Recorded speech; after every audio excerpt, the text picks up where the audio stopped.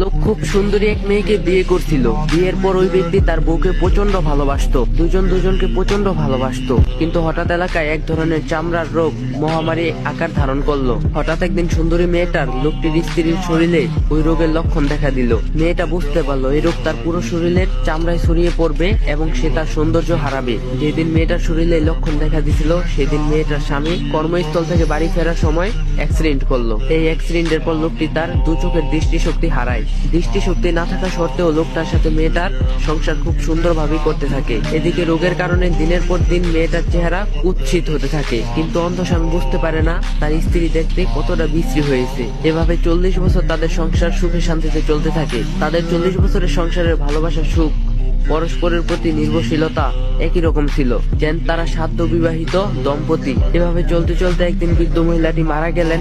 স্ত্রীর মৃত্যুতে অন্ধ লোকটি খুবই দুঃখ পেল, ভেঙে পড়ল। কিন্তু দুনিয়াবী জীবন কোনো কিছু চিরস্থায়ী না, সবাইকে একদিন না একদিন ইহকালের জীবন ছেড়ে আখিরাতের জীবনে পাড়ি দিতে হবে। অন্ধ লোকটি যখন তার প্রিয়তমা স্ত্রীকে কবরের সাহিত করে ফিরে আসছিল, তখন পিছন থেকে একজন ব্যক্তি অন্ধ লোকটিকে প্রশ্ন করলো, কোথায় যাচ্ছ? অন্ধ লোকটি উত্তর দিল, সে বাড়ি ফিরে যাচ্ছে যে বাড়িতে তার স্ত্রী এত বছর তার সাথে সংসার করছিল। এই কথা শুনে প্রশ্নকারী লোকটি অন্ধ লোকটিকে বলল, তুমি কিভাবে একা একা বাড়ি ফিরবে? তুমি তো অন্ধ।